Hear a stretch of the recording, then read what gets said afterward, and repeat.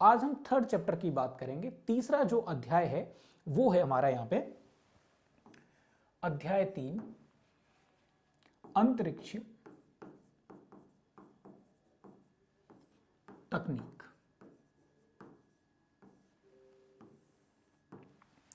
अंतरिक्ष तकनीक की अगर हम बात करें तो देखो, हम पहले देखेंगे कि आखिर ये चीज क्या है। कोई भी अगर तकनीक है तो उसके कुछ फायदे होते हैं, कुछ नुकसान भी होते हैं। तो हम इस तरीके से यहां पे चलेंगे। तो हमारा जो पढ़ने का तरीका रहेगा, ये जो अरिहंत पब्लिकेशन की तरफ से ये जो पूरा आपको डाटा दिया गया है, ये जो बुक्स हैं, तो पल्स नाम से हैंड रिटन नोट्स करके निकाले हुए हैं। आप अगर चाहें तो नज़दीकी बुक स्टॉल से इस चीज़ को परचेज कर लीजिए। अब हमारी यहाँ पे जैसे क्लास रहेगी, फिर आपके हाथ में जो हैंड रिटन नोट्स रहेंगे, तो उससे आपका एक तो फ़ायदा ये हो जाएगा कि जो आपकी दोबारा से नोट्स बनाने की जो प्रक्रिया है वो बच जाएगी। इसके अलावा जो हम यहाँ पे लिखेंगे वो PDF भी आपको मिल जाएगी। तो हम देखेंगे यहाँ पे परिचय, फिर देखेंगे कि भाई आखिर जो अंतरिक्ष विज्ञान है वो क्या है। तो अंतरिक्ष, जैसे मान लीजिए सूर्य हुआ, ग्रह हुए ये। फिर इसमें कुछ तकनीकियां हैं, अंतरिक्ष विज्ञान में क्या क्या तकनीकियां प्रयुक्त होती हैं उनकी बात करेंगे। वैश्विक, जो पूरे वैश्विक लेवल पर जितने भी अचीवमेंट हुए हैं उनकी हम बात कर सकते हैं, या उपलब्धियां। फिर हम बात करेंगे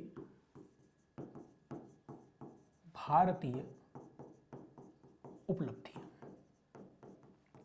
इतने सेक्शंस में ये टोटल हमारा चैप्टर डिवाइडेड रहेगा। अब अगर हम बात करते हैं परिचय की, तो परिचय आखिर अंतरिक्ष प्रौद्योगिकी है क्या, या अंतरिक्ष तकनीकी क्या है, स्पेस टेक्नोलॉजी क्या है।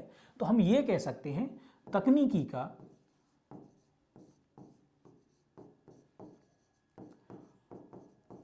अंतरिक्ष अन्वेषण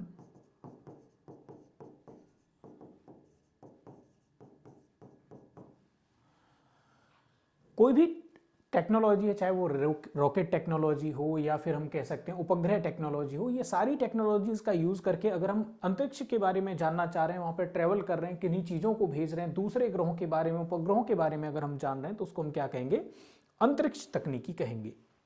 अगर हम ये कहें कि भाई अंतरिक्ष तकनीकी के अनुप्रयोग क्या है या लाभ क्या है, या प्लस लगा सकते हैं कि भाई लाभ क्या है। तो अनुप्रयोग एवं लाभों की अगर हम बात करें तो हमको क्या लाभ नजर आते हैं अंतरिक्ष तकनीकी के। तो हमको नजर आता है, पहली बात तो उपग्रह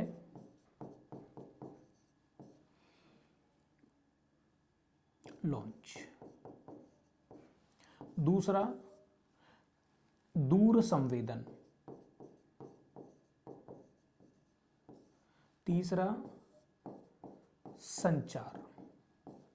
देखो, उपग्रह लॉन्च के द्वारा हम ये पता लगा सकते हैं कि जैसे अभी हम कहते हैं कि पृथ्वी गोल है, तो हमारे पास जो सबसे बड़ा एविडेंस है वो क्या है कि हमने उपग्रह लॉन्च किए, रॉकेट भेजे, वहां से फिर हमने फोटो कैप्चर किए, तो हमको नजर आया कि पृथ्वी गोल है। तो हमने ये क्या किया, हमारे पास एक ये प्रूफ मिला। दूर संवेदन का मतलब होता है हम बिना किसी चीज को टच किए जब दूर से ही उसकी सभी गुणों के बारे में जानकारी प्राप्त करते हैं, तो उसको दूर संवेदन कहते हैं। इसका मेनली प्रयोग कहां पे होगा, तो इसका प्रयोग होगा जहां भी हमको जरूरत पड़ेगी। जैसे मान लीजिए हमको पृथ्वी के बारे में जानकारी चाहिए, हमको जंगलों के बारे में जानकारी चाहिए, तो अब जंगल में हर जगह घूम घूम करके थोड़ी ना डाटा कलेक्ट करेंगे, जंगल कितना विस्तृत हुआ, कट गया कितना, ये घूम करके पता लगाना बड़ा मुश्किल है। लेकिन ऊपर से एक सैटेलाइट जा रहा होगा, वो नीचे पृथ्वी पर क्या करेगा, फोटो खींचेगा, उन चीजों का कंपेयर करना बड़ा आसान है। इसी तरीके से टाइगर जनगणना के लिए एम स्ट्रिप नाम से एक तकनीक प्रयोग करी जाती है, उसमें भी हम क्या करते हैं, सैटेलाइट टेक्नोलॉजी का यूज करते हैं। इसके अलावा अगर हम देखेंगे तो उपग्रहों की जानकारी, या हम कह सकते हैं कि ब्रह्मांड की जानकारी, ये भी हमको किससे मिलती है, हमको दूर संवेदन से। या ये आप कह सकते हैं कि हमने जैसे एस्ट्रोसैट छोड़ा हुआ है भारत ने, या मान लीजिए हम अमेरिका की बात करें, नासा ने हबल करके एक टेलीस्कोप छोड़ा हुआ है, अंतरिक्ष वेधशालाएं इनको हम कहते हैं। तो ये क्या करते हैं, अंतरिक्ष के बारे में हमको बहुत सारी नई नई जानकारियां जुटा करके दे देते हैं। तो हमारे पास एक ये भी बात एक रहती है। तो अब अगर हम बात करें आगे, देखिए इसके अलावा क्या है कि भाई शिक्षा में भी क्या है, इसका बड़ा खासा योगदान है। आज जैसे हम और आप जो लगातार एक दूसरे से बात कर पा रहे हैं, इंटरेक्ट कर पा रहे हैं, जो वीडियो आप तक डिलीवर हो पा रहा है, उसमें भी कहीं ना कहीं स्पेस टेक्नोलॉजी का एक बड़ा ही महत्वपूर्ण योगदान है, क्योंकि ये जो कम्युनिकेशन है ये सैटेलाइट के थ्रू क्या हो पा रहा है, इंटरनेट प्रोवाइड होने में हेल्प हो पा रही है। जो ऐसे क्षेत्र हैं पिछड़े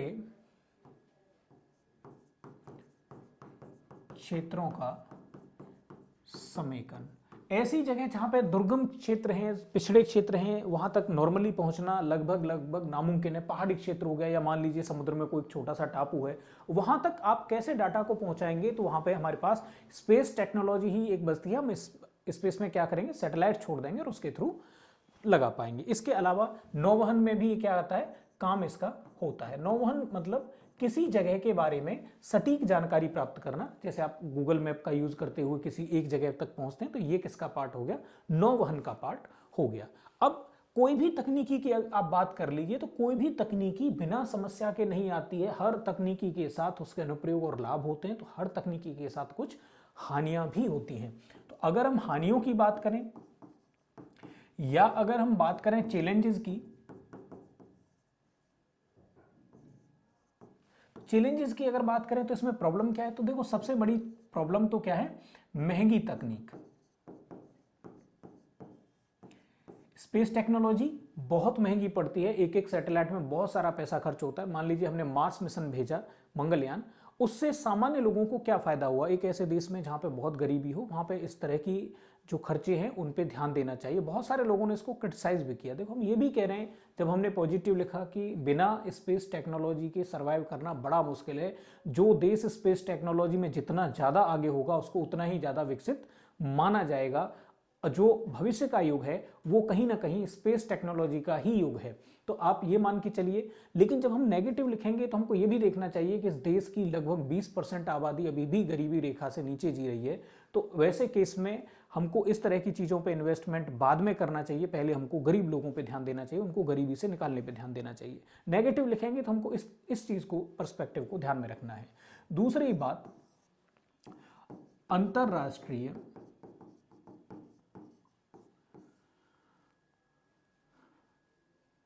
आप कह सकते हैं कि समन्वय का अभाव। हर देश क्या कर रहा है, स्पेस टेक्नोलॉजी में अपना अलग अलग चल रहा है। अभी जैसे रिसेंट टाइम पे इंडिया अपना अलग चल रहा है, नासा अलग चल रहा है, जापान अपना अलग काम कर रहा है।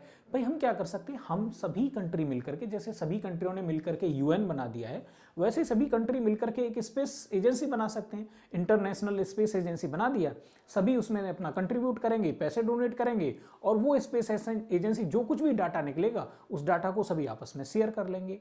अभी मान लीजिए हम गगनयान छोड़ेंगे जिसमें 3 लोगों को स्पेस में भेजा जाएगा, तकरीबन 450 किलोमीटर ऊपर हम भेजने वाले हैं गगनयान मिशन के थ्रू। अब एक बात बताइए, ऑलरेडी अमेरिका क्या कर चुका है, नील आर्मस्ट्रांग को चंद्रमा पे भेज चुका है और वहां से वापस भी बुला चुका है। तो इसका मतलब उसके पास ऑलरेडी टेक्नोलॉजी है। और वो टेक्नोलॉजी कब की है, वो इतनी पुरानी टेक्नोलॉजी है कि जब तक इसरो का जन्म भी नहीं हुआ था। इसरो बना 15 अगस्त 1969 को, और ये बात है जुलाई की, ये 20 जुलाई को ही पहुंच गए चंद्रमा पे। मतलब लगभग 20-25 दिन पहले जब ये नील आर्मस्ट्रांग चंद्रमा पे पहुंच गए, तब हमने इनकोस्पार को इसरो में कन्वर्ट किया।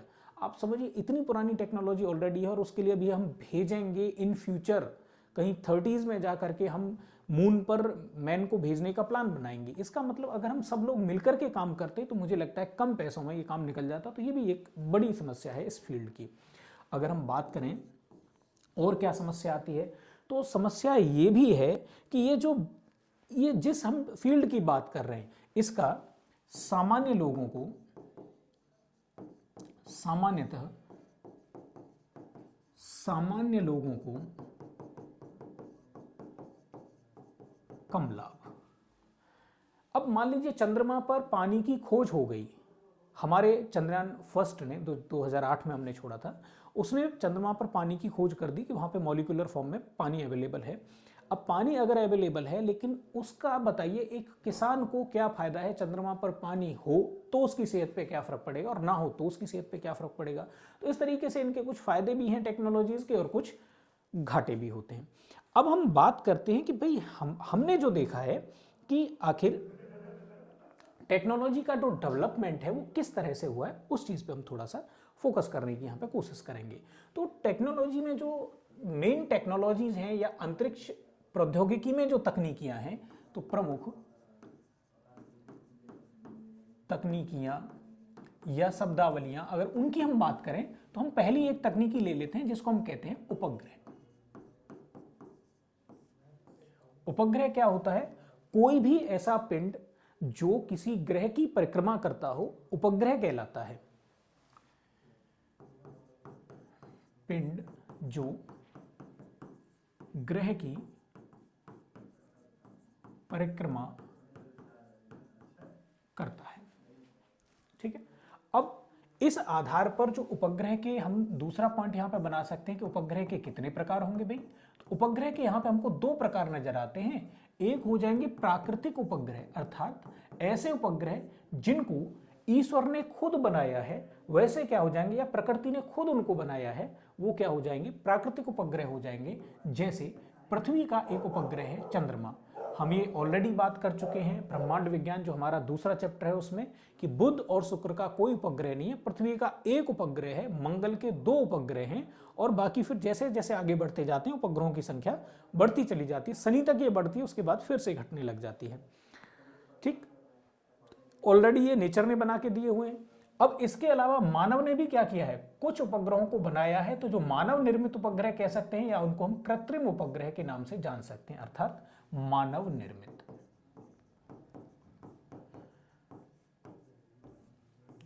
अब हम बात करते हैं कि भाई पृथ्वी के, अब मानव निर्मित जो उपग्रह हैं इनके भी क्या होंगे, इनके भी प्रकार होंगे, इनके भी प्रकार होंगे, और ये दो प्रकार के होंगे। एक को हम कहेंगे ध्रुवीय, मूल रूप से ये दो प्रकार के होंगे, और एक को हम कहेंगे विषुवतीय। तो कुल मिलाकर के इनको दो सेक्शन में हम बांट सकते हैं। आगे इनके भी फर्दर टाइप या प्रकार होंगे, उनको हम क्या करेंगे, अभी यहां से जैसे पढ़ना स्टार्ट करेंगे, देखना स्टार्ट करेंगे, समझना स्टार्ट करेंगे। तो कुल मिलाकर के जो ध्रुवीय उपग्रह है, एक ये हो गया पोलर, और दूसरा हो गया विषुवतीय या इक्वेटोरियल। अब जो ध्रुवीय है वो क्या करता है, ध्रुव से ध्रुव और गति। जो विषुवतीय है वो क्या करेगा, विषुवत या भूमध्य रेखा कह सकते हैं, कक्षा में गति। अब आप जब इसको चित्र से समझेंगे तो आपको ये और अच्छे तरीके से समझ में आ पाएगा। जैसे हम बात करें कि पृथ्वी क्या क्या है, ये हो गया नॉर्थ पोल, ये हो गया साउथ पोल। तो ये जो इस तरीके से घूम रहा होगा ये क्या हो गया, ध्रुवीय हो गया, और पृथ्वी हो गई ये हो गया इसका इक्वेटर। तो जो ऐसे करके घूम रहा होगा वो क्या हो गया, विषुवत रेखीय हो गया। तो पृथ्वी के अगर ध्रुव से ध्रुव मूवमेंट हो रही है तो ध्रुवीय, और अगर मान लीजिए भूमध्य रेखा के समांतर अगर हो रही है तो विषुवतीय होगी। अब इसमें आगे देखते हैं। आगे इसमें यह है कि जो ध्रुवीय उपग्रह होंगे, ध्रुवीय उपग्रह की ऊंचाई लगभग क्या होती है, तो लगभग 450 किलोमीटर ऊपर। जबकि अगर हम विषुवतीय की बात करें तो इनकी ऊंचाई होती है, ऊंचाई लगभग 36,000 किलोमीटर। ध्रुवीय उपग्रहों की अगर हम बात करें तो ध्रुवीय उपग्रहों के द्वारा जो समय लिया जाता है, परिक्रमा या परिक्रमण समय, एक पूरा चक्कर लगाने में जो टाइम होता है वो इनके द्वारा लिया जाता है लगभग 90 मिनट। और अगर हम बात करें दूसरी साइड में तो इनके द्वारा जो समय लिया जाता है या परिक्रमा करने में समय, तो ये लिया जाता है लगभग 24 घंटे।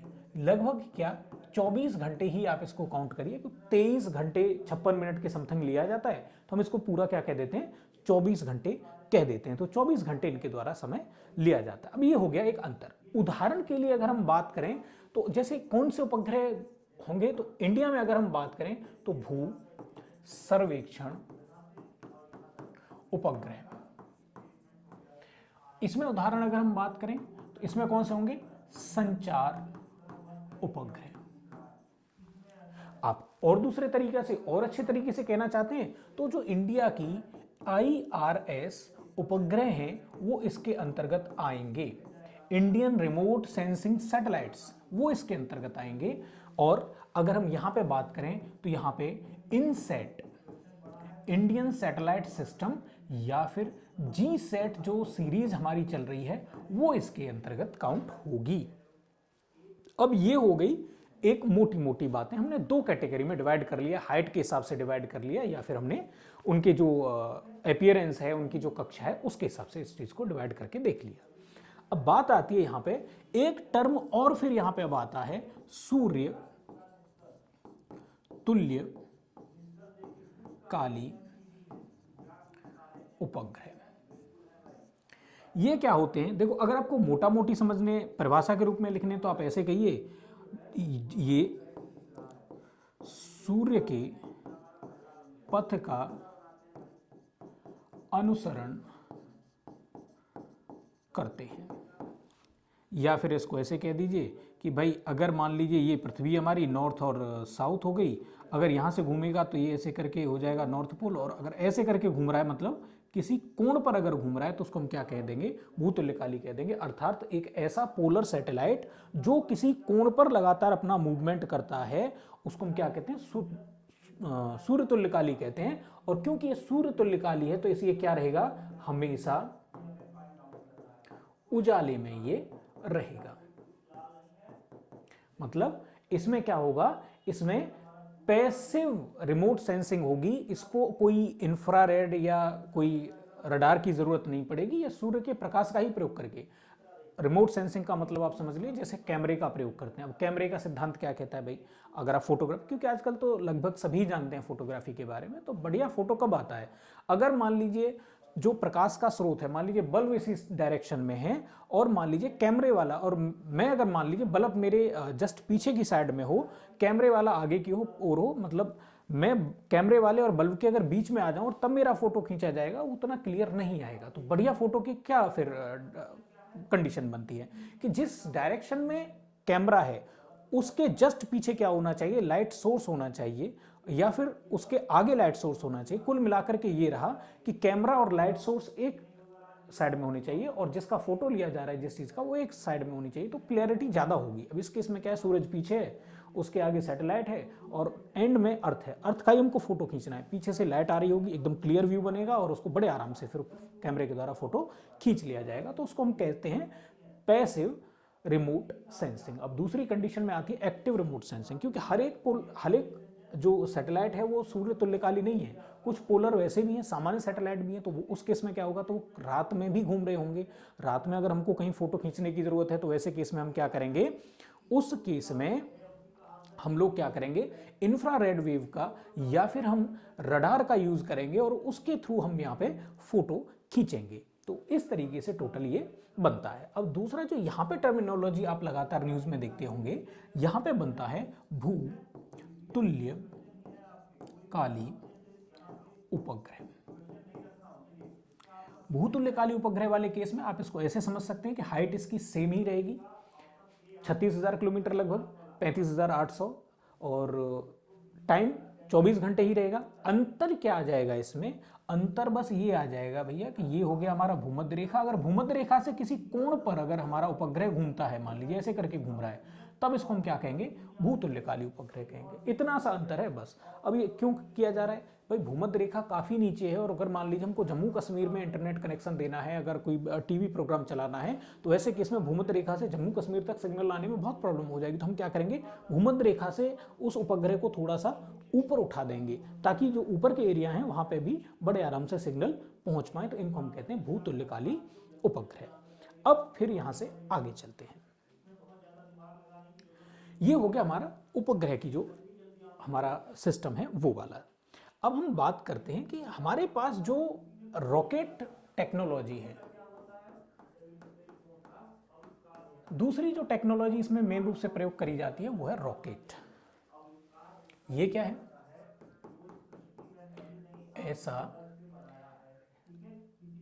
ऐसा व्यवस्था या ऐसी व्यवस्था जो अंतरिक्ष में या आप कह सकते हैं वैक्यूम में या निर्वात में गमन कर सके। ठीक, ये हो गया एक कि अंतरिक्ष में भी क्या कर सके, ये मूवमेंट कर सके। दूसरी बात हम अगर यहां पे करें तो ये क्या है? ईंधन प्लस ऑक्सीकारक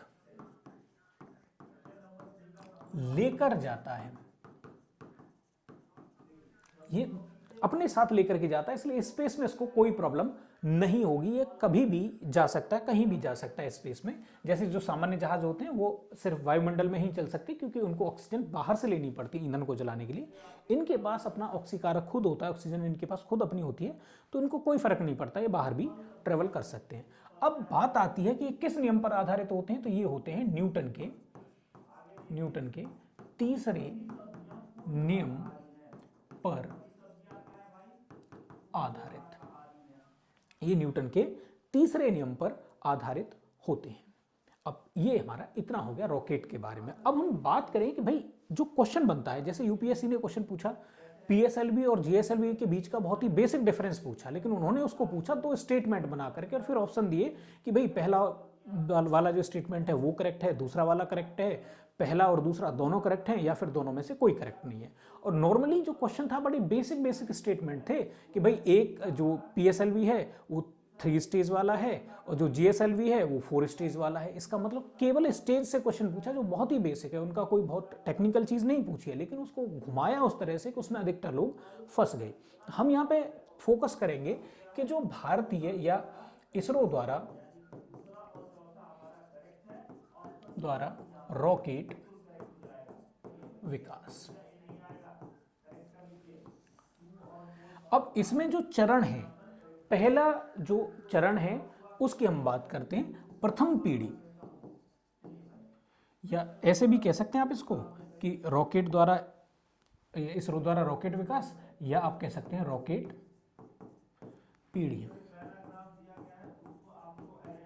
पीढ़ियां की बात करें। पीढ़ियां क्या है, तो पहली पीढ़ी की हम बात करें। पहली पीढ़ी है हमारे पास यहाँ पे, और उस पीढ़ी का नाम है SLV। देखो अगर आप स्टेट पीसीएस दे रहे हैं तो आपको पीवाईक्यू में इनके फुल फॉर्म भी मिल जाएंगे। जीएसएलवी की फुल फॉर्म पूछी है, पीएसएलवी की भी फुल फॉर्म पूछी हुई है, दोनों की ही फुल फॉर्म पूछी जा चुकी हैं, तो आपको ये वहां मिल जाएगा। यहाँ यूपीएससी में इस स्टैंडर्ड का क्वेश्चन नहीं मिलेगा, लेकिन स्टेट पीसीएस में जरूर मिल जाएगा, तो आपको फुल फॉर्म भी पता रहनी चाहिए। अब यहाँ पे हम बात करें तो इसका मतलब है satellite launch vehicle. Satellite launch vehicle, अब ये था क्या, तो ये था भैया 4 स्टेज, और 4 स्टेज में क्या थी, चारों ठोस ईंधन आधारित, चारों की चारों ठोस ईंधन पर आधारित हैं इनकी जो स्टेज है।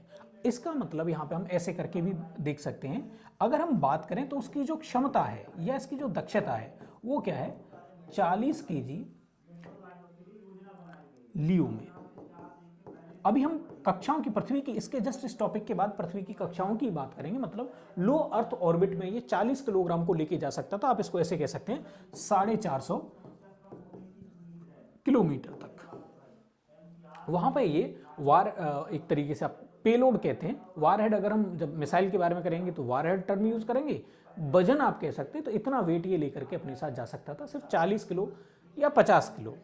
ठीक है, अब हम बात करते हैं अब, लेकिन इसमें दिक्कत क्या होगी, इसमें दिक्कत होगी एक तो 40 किलो वजन बहुत बहुत कम है, और दूसरी बात ये जिस हाइट पर लेके जा रहा है वो हाइट भी काफ़ी कम है। हमको कई बार क्या है जो संचार उपग्रह हैं वो सब 36,000 किलोमीटर पे छोड़ने हैं, वहाँ इसके साथ दिक्कत आएगी।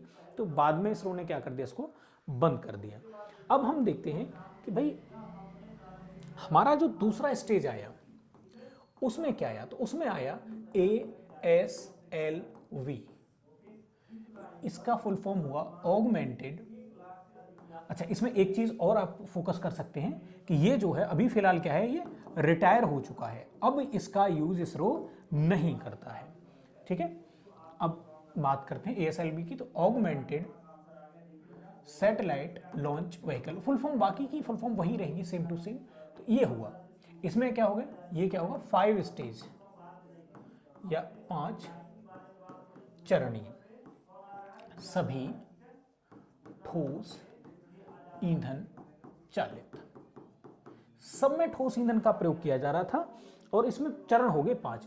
साइंटिस्टों को लगा बड़ा रॉकेट बनाएंगे तो ज्यादा ऊपर तक जाएगा, वो ठीक है, पर दिक्कत क्या हो जाएगी, बड़ा रॉकेट बनाएंगे, ठोस ईंधन का प्रयोग कर रहे हैं, तो रॉकेट अपने आप में भी तो भारी हो जाएगा, और भारी चीज को कहीं दूर भेजने के लिए फिर आपको क्या करना पड़ेगा, ज्यादा आपको मेहनत करनी पड़ेगी। मतलब रॉकेट का ऑल ओवर आप परफॉर्मेंस देखेंगे तो उस पे स्टेज बढ़ाने से कोई खास प्रभाव नहीं पड़ेगा।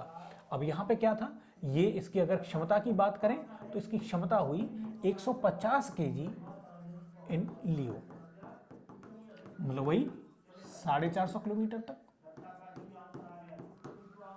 इतना ही हम भेज सकते थे। अब उसके साथ फिर एक समस्या आ गई कि भाई हमने स्टेज बढ़ाई, लेकिन देखो परफॉर्मेंस में कोई खास फर्क नहीं आ रहा है, इसका मतलब ये जो है इसको भी फिर क्या कर दिया गया, रिटायर कर दिया गया। फिर नंबर आया जो थर्ड स्टेज स्टार्ट हुई, या जो थर्ड जनरेशन स्टार्ट हुई रॉकेट्स की इंडिया में, जिसको हम कहते हैं PSLV, polar satellite launch vehicle. बाकी फुल फॉर्म वही है, सेम टू सेम। ये क्या था, ये भी 4 या 4 चरणीय था ये, और 4 चरणों में क्या था, इस तरीके से आप इसको मान लीजिए। पहले में ठोस, दूसरे में द्रव, तीसरे में ठोस, और चौथे में द्रव। ये क्या है, ये है आपका भार, या इसको हम कहते हैं पेलोड, जो सैटेलाइट वगैरह जाएगा हम उसकी बात कर रहे हैं। तो ये सारी चीजें यहां पे आ गई। अब यहां पे देखने वाली बात क्या है, तो देखने वाली बात यहां पे ये थी कि भाई ये 4 चरणीय रहा, ये सब सर्वाधिक सफल रहा अब तक का, अभी क्योंकि जो 4th है वो तो अभी चल रहा है, ये सबसे सफल रहा। इसको हम क्या कहते हैं, तो इसको हम वर्क हॉर्स ऑफ इसरो भी कहते हैं। इसरो का सबसे ज्यादा कामगार रहा इसलिए क्योंकि ये बहुत कम, इसका जो सफलता दर है ऑलरेडी हम लिख चुके हैं, सबसे ज्यादा सफल रहा इसने। जैसे हम बात कर सकते हैं कि हमारा इसने जितने भी अभी जो हम सैटेलाइट लॉन्च कर रहे हैं वो इसी के हिसाब से लॉन्च कर रहे हैं। इसने एक साथ 104 सैटेलाइट को लॉन्च करके विश्व कीर्तिमान भी बना दिया। चंद्रयान 1 की बात हो वैसे करके, या मंगलयान की बात हो, उनको भी इसने लॉन्च किया, तो बहुत अधिक सफल रहा है ये। अब बात करते हैं जो 4th जनरेशन स्टार्ट हुई उसकी। नेक्स्ट स्लाइड में बात करते हैं। 4th जनरेशन है GSLV, या जियो स्टेशनरी सैटेलाइट लॉन्च व्हीकल। अगर इसकी बात करें तो ये कैसा है, तो ये 3 चरणीय 3 स्टेज का है। इसमें ऐसे करके आप देख सकते हैं इसको, इसमें ठोस, देखो कोई भी अगर रॉकेट होगा तो उसमें पहली स्टेज हमेशा ठोस रहेगी। क्यों? क्योंकि अगर किसी को धरती से ऊपर उठ के जाना है तो पृथ्वी की सतह के नजदीक सबसे ज्यादा गुरुत्व होता है, तो उसको पार करने के लिए आपको ज्यादा ताकत की जरूरत पड़ेगी, ज़्यादा थ्रस्ट की जरूरत पड़ेगी। ज़्यादा थ्रस्ट के लिए आपको ठोस ईंधन चाहिए। तो हमेशा कोई भी कहीं का भी पूरी दुनिया में कोई भी सैटेलाइट की कोई भी टेक्नोलॉजी क्यों ना हो, उसमें पहला चरण हमेशा ठोस रहेगा। फिर ठोस के साथ दिक्कत क्या है कि थ्रस्ट तो ज़्यादा मिल जाता है लेकिन इसका वेट ज़्यादा रहता है, तो ये ज़्यादा कैपेबल नहीं है, दूर तक जाने में ये ज़्यादा फायदे का नहीं है। इसलिए फिर हमने क्या किया, दूसरा यूज़ कर लिया द्रव ईंधन। द्रव ईंधन थोड़ा सा क्या है, थ्रस्ट कम मिलेगा लेकिन लंबे टाइम तक चलेगा, हल्का रहेगा, जगह कम घेरेगा। फिर हमने क्या किया कि अब लेकिन इसमें भी प्रॉब्लम ये है कि ये भी रेस्पेक्टिवली ज़्यादा जगह घेरता है। तो हम तीसरे में हमने यूज़ किया इसमें क्रायोजेनिक स्टेज।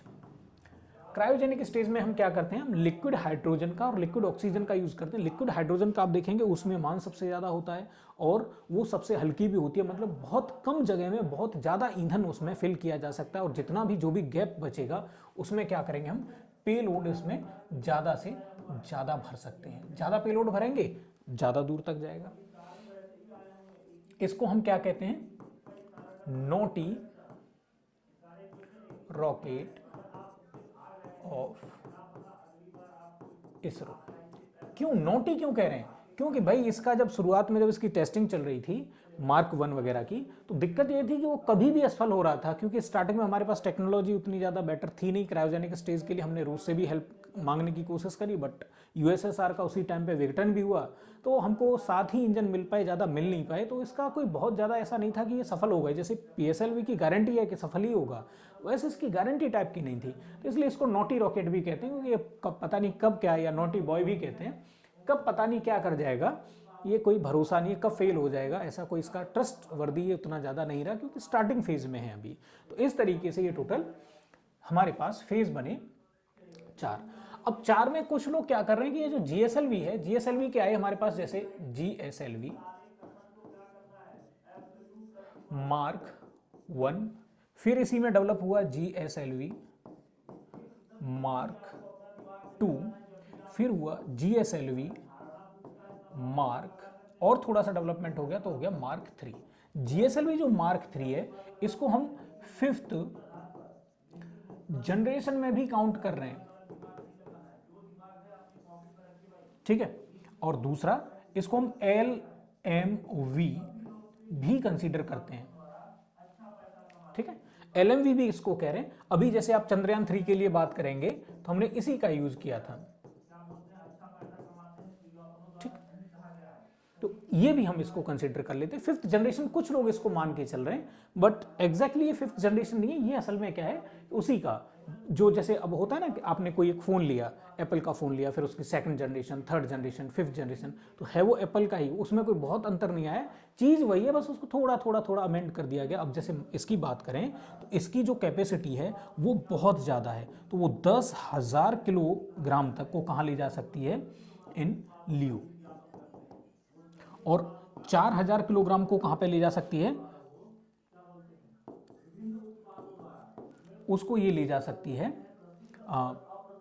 GAU, मतलब 36,000 किलोमीटर तक लेके जा सकती है 4,000 किलोग्राम को, और 10,000 किलोग्राम को लेके जा सकती है 450 किलोमीटर या 500 किलोमीटर ऊपर जो कक्षा है उसमें लेकर के ये जा सकती है। तो कुल मिलाकर के इस तरीके से हमारे जो इसरो के रॉकेट्स हैं उनका डिवीजन है। अब हम बात करें अगर यहाँ पे, जैसे हमने पृथ्वी की कक्षाओं के बारे में बात करी, बार बार लियो जियो इस तरह की टर्मिनोलॉजी आ रही, तो उसको समझना भी हमारे लिए बड़ा जरूरी हो जाता है। तो उसको एक बार समझ लेते हैं वो क्या चीज है।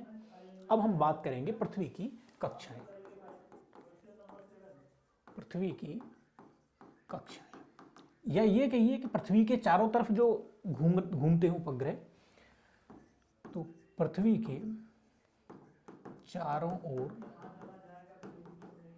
उपग्रह घूमने की कक्षाएं, उनको हम क्या कहते हैं, पृथ्वी कक्षाएं या अर्थ्स ऑर्बिट के नाम से उनको जानते हैं। अब इनकी अगर हम बात करें प्रकार की, तो इसमें भी क्या है, एक प्रकार हो गया लियो, लो अर्थ ऑर्बिट। लो अर्थ ऑर्बिट या निम्न भू कक्षा के नाम से इसको जानते हैं। इसकी अगर हम औसत ऊंचाई की बात करें तो देखो इसकी औसत ऊंचाई क्या है, इसकी औसत ऊंचाई है 450 किलोमीटर, ठीक है। अब वैसे 270 किलोमीटर से लेकर के 1000 किलोमीटर तक ये जाती है, क्योंकि पूरी तरह से एग्जैक्ट जो कक्षाएं होती हैं वो एग्जैक्टली गोल नहीं होती हैं, तो वो थोड़ा ऐसे करके इलिप्टिकल टाइप की होती हैं, तो एक तरफ थोड़ा सा नज़दीक और एक तरफ थोड़ा सा दूर, अंडाकार टाइप की होती हैं। ठीक है, अगर इसमें हम बात करें घूमने में औसत समय, तो घूमने में जो औसत समय ये इसमें लगता है वो 90 मिनट का लगता है। कहीं आपको किसी सोर्स में 92 मिनट भी मिल जाएगा, तो 90 मिनट के लगभग लगता है। 90 मिनट से लेकर के 150 मिनट तक का इसमें टाइम लगता है घूमने में, तो हम औसत लेंगे यहाँ पे 90 मिनट। अब इसके लाभ क्या हैं भाई, इस कक्षा में अगर कोई उपग्रह हम छोड़ेंगे तो उसके लाभ क्या हैं? तो एक तो पृथ्वी के नजदीक रहता है, तो कम लेटेंसी। कम लेटेंसी का मतलब जो डाटा आप यहां से, जैसे ही डाटा आपने भेजा तुरंत डाटा ऊपर पहुंचकर वहां से तुरंत वापस लौट के आ गया, तो गैप कम रहेगा। जितना गैप कम होगा उतना ही रिजल्ट बेटर आएगा। तो एक तो ये इसमें खास बात है। दूसरी बात है यहाँ पे कम लेटेंसी के अलावा कम खर्च। भाई यहाँ पे लॉन्च का जो खर्च है वो बहुत कम पड़ेगा कि आपको नीचे भेजना है, ये एक बात रहेगी। तीसरी बात, डाटा भरोसेमंद। अब जब डाटा में लेटेंसी नहीं है तो डाटा कैसा रहेगा? भरोसेमंद रहेगा। ये तो हो गए इसके लाभ। अब हर एक चीज के फिर साथ में क्या होती हैं? हानियां भी होती हैं। तो इसकी हानि क्या है? हानि ये है अधिक उपग्रह आवश्यक। अब अधिक उपग्रहों की आवश्यकता पड़ती है, तो एक ये इसके अच्छी बात है।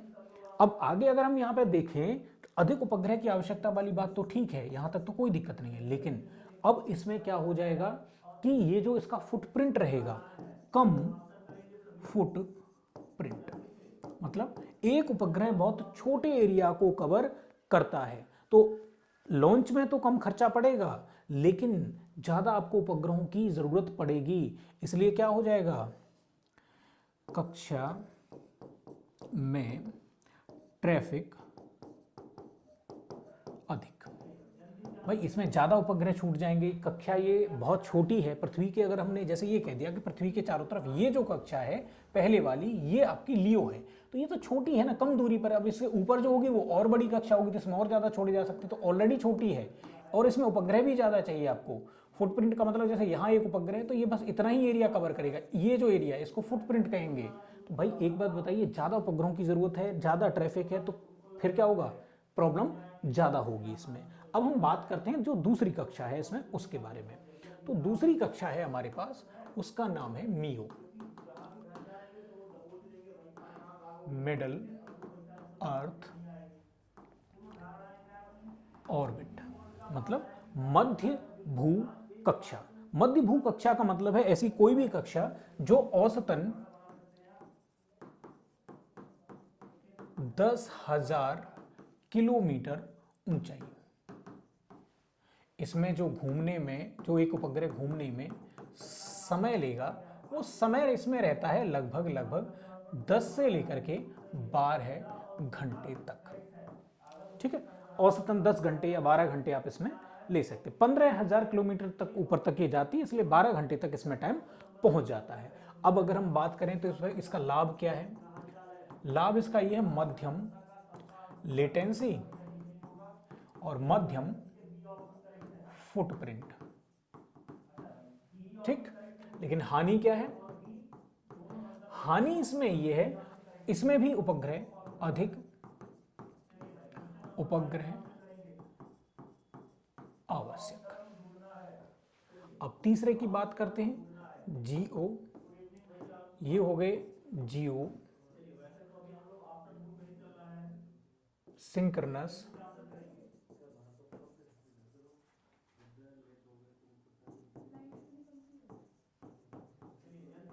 अर्थ ऑर्बिट, या हम ये कह सकते हैं कि भू तुल्यकाली कक्षा। इसकी अगर हम बात करें तो या जियो स्टेशनरी ऑर्बिट भी कह सकते हैं, कोई प्रॉब्लम नहीं, भू स्थिर कक्षा भी कह सकते हैं। इसका जो ऊंचाई होगी तो वो लगभग 36,000 किलोमीटर होगी।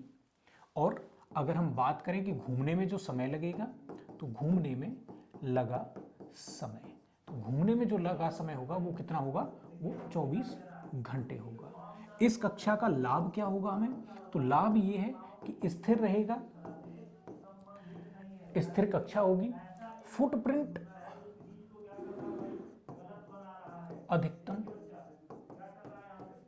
अधिकतम मतलब मात्र 3 सैटेलाइट जरूरी, केवल 3 सैटेलाइट चाहिए और 3 सैटेलाइट से हमारा क्या हो जाएगा? काम हो जाएगा।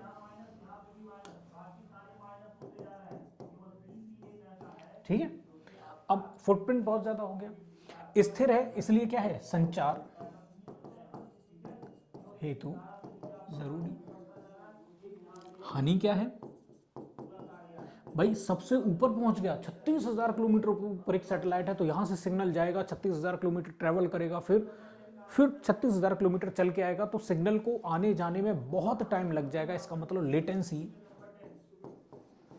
लेटेंसी सर्वाधिक है।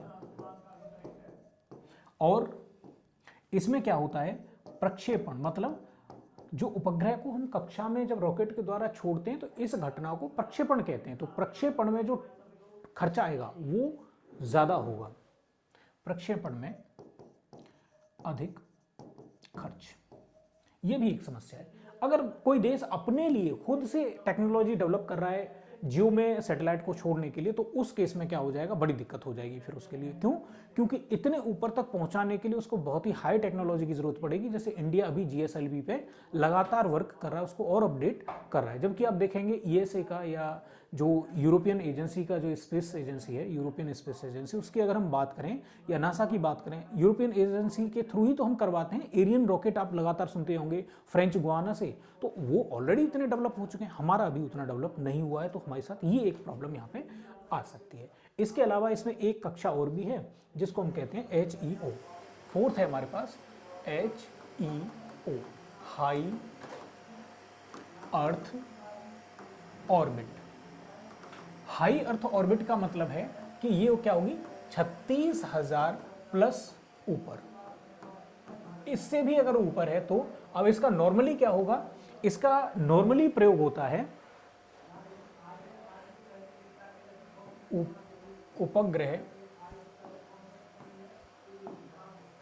या उपग्रह को बाहर भेजने हेतु। जब इसको उपग्रह को बाहर भेजते हैं तो इसी का नाम हो जाता है GTO, ट्रांसफर ऑर्बिट। उस कंडीशन में हम इसको कहने लग जाते हैं। कोई बहुत अंतर नहीं है, चीजें लगभग वही हैं, बस थोड़े थोड़े उनके नाम बदल जाएंगे, तो है वही। और ये हो क्या जाएगी? अधिक कह सकते हैं कि इलिप्टिकल या अधिक अंडाकार, और ऐसे कह सकते हैं पृथ्वी छोड़ते समय दीर्घवृत्ताकार। ठीक, इस तरीके से इन कक्षाओं को हम एक्सप्लेन कर सकते हैं। तो सबसे नीचे, फिर उससे ऊपर, फिर उससे ऊपर, फिर उससे ऊपर, इस तरीके से चलता है काम।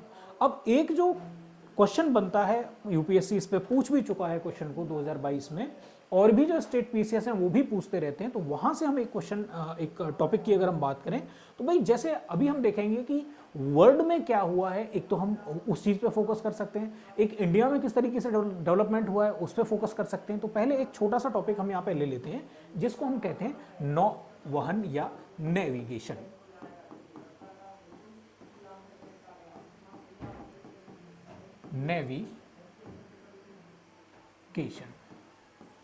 नेविगेशन की अगर हम बात करें तो देखो, नेविगेशन का मतलब क्या होता है? किसी स्थान की पोजीशन ज्ञात करना। किसी स्थान की जो पोजीशन है, लोकेशन है, उसको एग्जैक्टली पता करना, किसी को पॉइंट आउट करना, इस चीज को हम क्या कहते हैं? नेविगेशन या नौवहन कहते हैं। इसके लिए जो प्रणालियां प्रयुक्त होती हैं उनको हम क्या कहेंगे? नौवहन प्रणाली। नौवहन प्रणाली की अगर हम बात करें तो नौवहन प्रणाली के हमको दो प्रकार देखने को मिल सकते हैं। एक हो जाएंगी वैश्विक मतलब पूरे विश्व को कवर करती हैं और दूसरी हो जाएंगी स्थानीय या क्षेत्रीय। ये क्या करती हैं? स्थानीय या कुछ क्षेत्र को कवर करती हैं। आई थिंक अभी आपको समझ में आ गया होगा। नेविगेशन का मतलब जगह का पता लगाना, एग्जैक्टली लोकेशन क्या है, जैसे आप गूगल मैप का यूज करते हैं, और यहाँ पे वैश्विक और क्षेत्रीय दो प्रकार की हो जाएंगी। अब हम बात करते हैं कि ये जो दो प्रकार की हैं, इनको दोनों प्रकारों को अलग अलग पढ़ के देख लेते हैं। यूपीएससी के क्वेश्चन पे फिर से फोकस करते हैं कि वो किस तरह से पूछता है। तो उन्होंने पूछा हुआ है कि निम्न में से किस एक देश का अपना खुद का नेविगेशन सिस्टम है।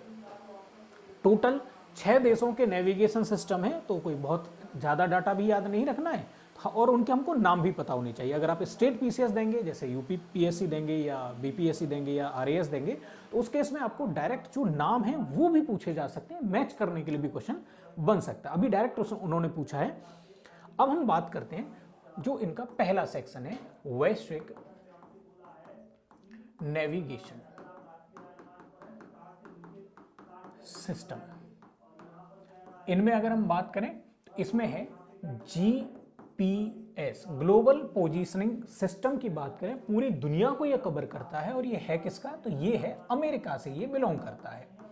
अब हमको अपना जो नाविक बनाने, आप न्यूज़पेपर में लगातार नाविक का नाम सुनते रहते होंगे, हमको नाविक बनाने की आखिर ज़रूरत क्या पड़ी, हमको ऐसी क्या आवश्यकता थी? तो नाविक हमने इसलिए बनाया था क्योंकि जब 1999 में कारगिल वार हो रहा था, तो उस टाइम पे हमने अमेरिका से एग्जैक्टली लोकेशंस मांगी थी कि जो पाकिस्तानी आर्मी है उसने कहाँ कहाँ पे कंट्रोल कर रखा है। हमको इतने जो हमारे फौजी हैं उनको भेजने की जरूरत नहीं पड़ेगी, आर्मी को भेजने की जरूरत नहीं पड़ेगी, हम मिसाइल से ही उनको हैंडल कर पाएंगे अगर एग्जैक्ट लोकेशन हमको पता लग जाएगी। लेकिन उस टाइम पे परिस्थितियां ऐसी थी कि अमेरिका ने हमको वो डाटा नहीं दिया। तभी हमारी जो सरकार थी उसने निर्णय लिया कि हम अपना खुद का नेविगेशन सिस्टम डेवलप करेंगे, और वो अब जा करके हमने डेवलप किया है नाविक नाम से। तो ये है उसका। दूसरी बात हम करें तो एक है ग्लोनास। ग्लोनास सिस्टम की बात करें तो ये भी पूरे विश्व को कवर करता है, ये है रूस का। तीसरा है गैलीलियो। गैलीलियो है यूरोप का। तो बहुत सारे सैटेलाइट्स हैं पूरी दुनिया में, और वो एग्जैक्टली आपको, जैसे आप गूगल मैप का टाइप का एग्जांपल ले सकते हैं। गूगल मैप किस पे बेस्ड है? जीपीएस बेस्ड है। फिर अगर हम फोर्थ की बात करें तो ये है बेदेव, ये है चीन का। ये भी वैश्विक स्तर पर कवर करता है, पूरी दुनिया को कवर करता है। अब बात आती है जो दूसरा है क्षेत्रीय।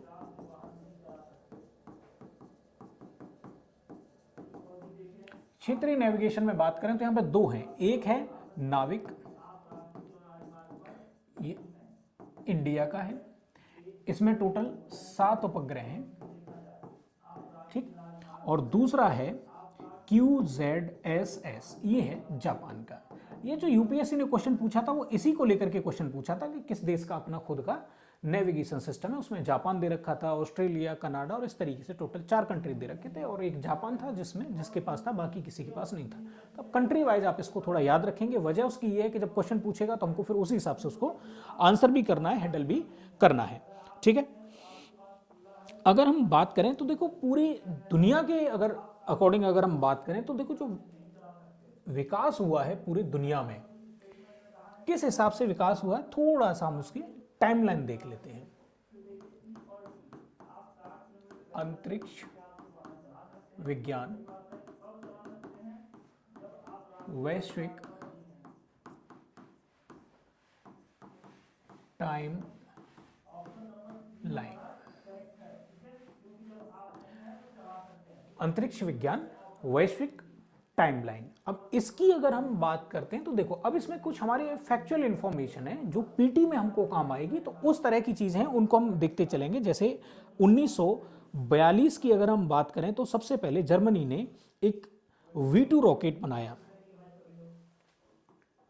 1942 जर्मनी द्वारा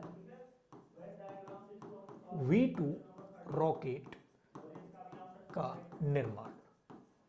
ये ऐसी कोई भी पहली मानव निर्मित चीज है जो अंतरिक्ष में ऊपर गई, या जिसने वायुमंडल में प्रवेश किया, या ऊपरी वायुमंडल में एक्सोस्फीयर में इसने प्रवेश किया था। दूसरी हम बात करते हैं 1957 में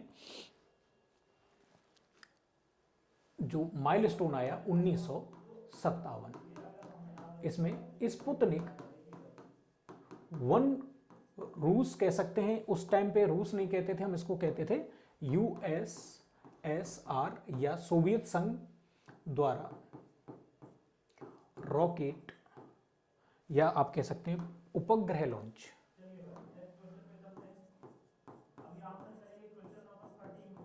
पहला उपग्रह लॉन्च हुआ दुनिया में, किस नाम से? स्पुतनिक फर्स्ट नाम से। रॉकेट का भी नाम है और उपग्रह का भी नाम है, इस तरीके से आप इसको याद करेंगे। फिर क्या हुआ 1961 में, फिर क्या हुआ, अच्छा उसी समय इसी टाइमलाइन में 1957 में रूस ने या यूएसएसआर ने लाइका नामक कुत्ते को अंतरिक्ष में भेजा। अब देखेंगे ये, अब अगर पीसीएस का एग्जाम देते हैं तो आपको ये क्वेश्चन खूब मिलेगा कि सबसे पहले अंतरिक्ष में जाने वाला जो जीव है उसका क्या नाम है। तो सबसे पहले अंतरिक्ष में कौन गया था? लाइका नाम की कुतिया गई थी, उसको सबसे पहले भेजा गया था। फिर 1961 का टाइम आया, यूएसएसआर ने यूरी गागरिन को अंतरिक्ष में भेजा। यूरी गागरिन, अंतरिक्ष में सबसे पहले जाने वाला मनुष्य का नाम क्या है? Yuri Gagarin. फिर 1963 का टाइम आया, यूएसएसआर ने वेलेंटीना तेरेस्कोवा, ये क्या है? फीमेल है, को अंतरिक्ष में भेजा। अंतरिक्ष में जाने वाली सबसे पहली महिला वेलेंटीना तेरेस्कोवा, ठीक है। इसके अलावा अगर हम बात करें लियोनोव 1965, यूएसएसआर के लियोनोव ने पहला स्पेस वॉक किया। सबसे पहली बार स्पेस में चला कौन?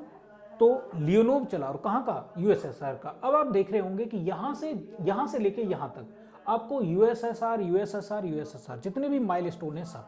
अब यूएसएसआर ने क्या काम किया? अब यहां से अपना लूना प्रोजेक्ट स्टार्ट किया, और लूना के थ्रू क्या किया? चंद्रमा पे अपने सैटेलाइट्स भेजना स्टार्ट किया।